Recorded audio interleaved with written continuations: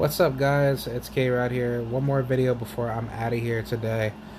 We're going to talk about this beautiful Ebony Bridges. She is going to be fighting, I think August 3rd, this upcoming weekend. Yeah, August. No, I know Shannon, she's fighting July, so hold on. Let me see the most beautiful woman in boxing, Miss Beautiful Ebony Bridges. When are you fighting, my lovely queen? Yes, here we go. Miss Beautiful. Yes, she's fighting on the 7th. Alright, she's gonna be fighting this lady, Miss Beck Connolly. She's gonna fight Ebony, I believe, at 120 at Bantamweight? I don't even know. Is she gonna fight her at... Hold on, let me just look that up too. Because they don't even tell you on BoxRec, like, what weight class are the fighters going to fight each other on. Unless it's in the weight division that they're fighting on. But I don't understand, like, why the hell they don't update that shit. They have to at least be a little bit consistent. Also, they got to update on her age, too. She's not 34 years old. She's, like what, 27, 28 or some shit like that. So, I don't know. But, yeah, here we go. Yeah, this is going to be at Bantamweight. Good. Nice, because I actually like this.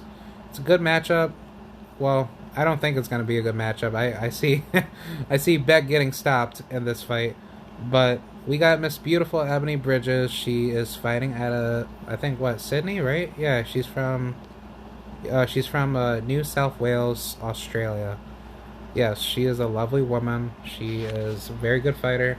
I know she trains out of Philadelphia with Kaylee Reese and some other fighters that I don't know. But she's a good fighter. I'm kind of happy that she is taking the time out of her own sacrifice to get better by training in America versus in Australia. I give her a lot of respect for that because she is a good fighter. For those of you that don't know, she lost to Shannon Courtney by a very close unanimous decision loss, which I thought Ebony, she did amazing. She fought 20 days before, like, my birthday. Wow. Hopefully she could do that again. Love you, Miss Queen Ebony. Miss Blonde Bomber, Bomb Squad. But, no, Ebony, she's a good fighter. I think, honestly, like, in that Shannon Courtney fight, I thought she could have done a lot better by moving around in the ring. I think Shannon, she couldn't really handle Ebony off a jab. And when she kept getting hit off of off of her straight right counter, it was just game over after that. But I think the problem was that Ebony, she kept trading with Shannon, which allowed Shannon to gain. It allowed Shannon to regain leverage in the fight. And I thought either way, if she didn't do that, she would have won the fight. But I think that was a good learning curve for her to go through. And I felt really bad for Ebony because she got touched up a lot, and her eye started to bruise up really bad, and it just looked bad. Like, I thought her eye was gonna explode and shit. But I'm just happy that she's okay. She looks better. She looks a lot more sharper in the ring or in the gym, and I'm happy that she's doing everything right to sharpen her skills more, to be a lot more elusively gifted, because her potential is there. She is a very good fighter. Like, I don't see how people don't see that out of her. I thought she did an amazing job with Shannon. She definitely has power. She can definitely hurt somebody and use her jab as a weapon to press her pressure more. Because how I see it is that she has a very pressure fighting style, but the problem is that she doesn't use her defensive elusive abilities that she can do with it, because she's not a southpaw like me. But what she can do as an orthodox, which I think what orthodox fighters need to do more, is work the body. And I think what she should have done in the Shannon Courtney fight was that if she worked the body more, she can easily dominate Shannon, because Shannon, she was not liking those body shots when Ebony was hitting her.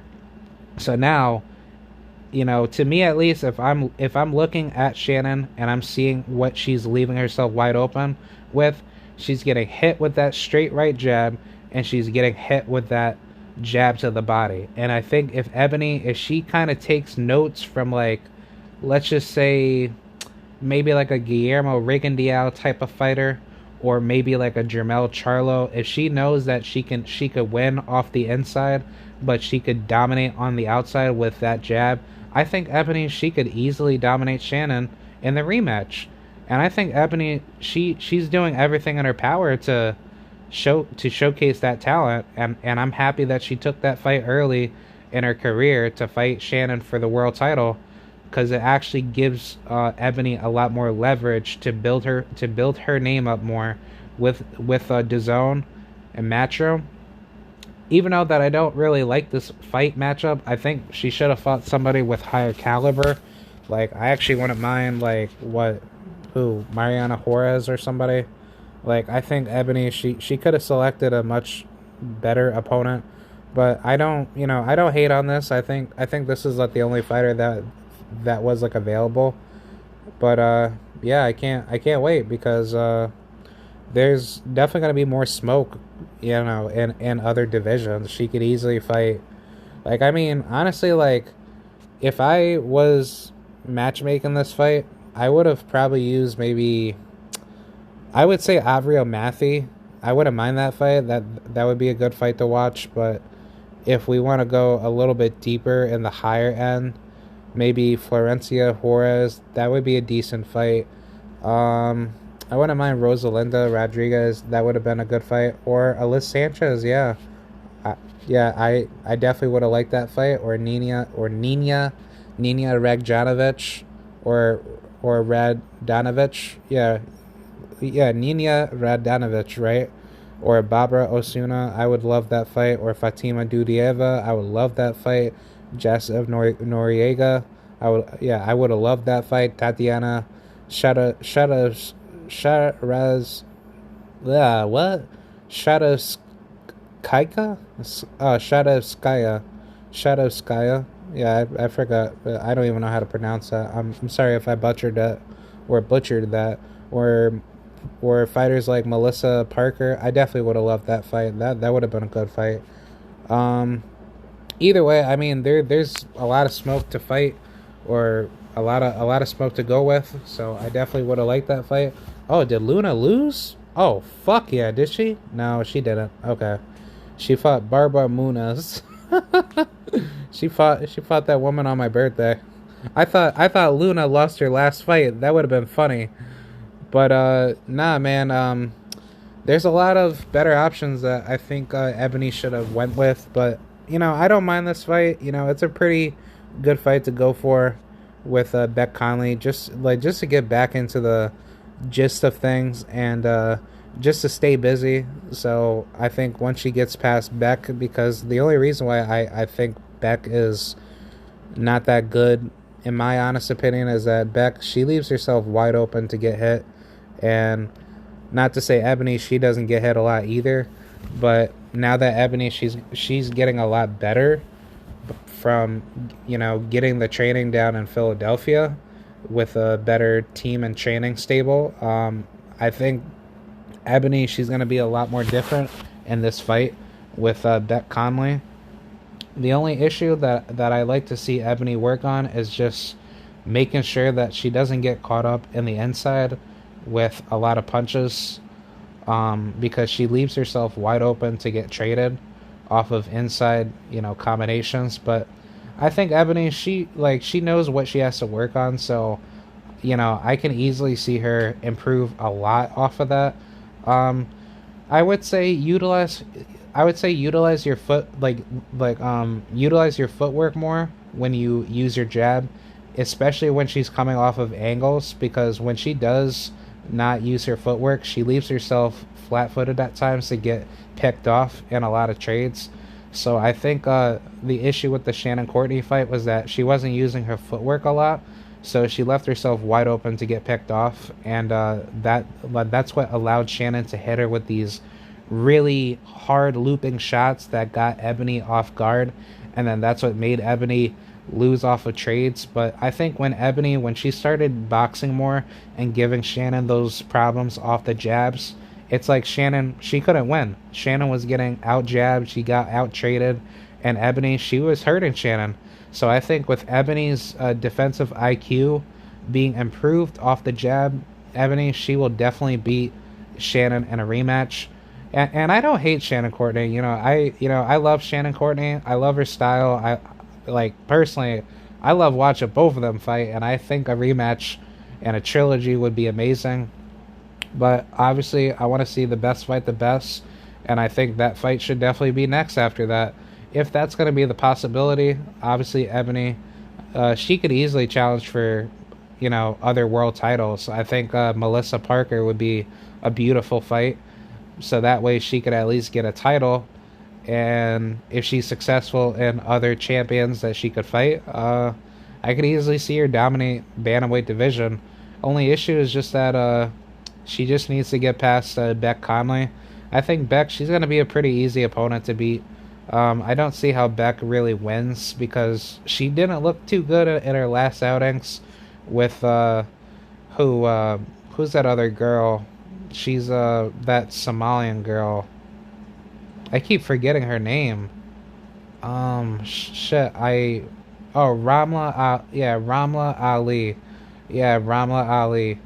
Yeah, Ramla Ali definitely gave her a lot of issues. Was very surprised that she touched up Beck a lot. I wasn't really surprised, but I wasn't surprised that she couldn't stop her. So the fight alone really just kind of showed a lot of holes in her game. Extremely flat-footed, leaves herself wide open when she throws wild punches, and she does not move her head around. She doesn't use any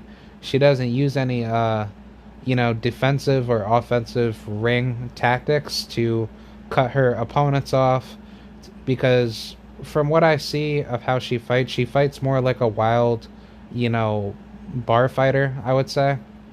And I say that bluntly because she fights really like very, very, very undisciplined and very susceptible when she throws a punch. She leaves herself wide open to get checked by any counter coming right to her.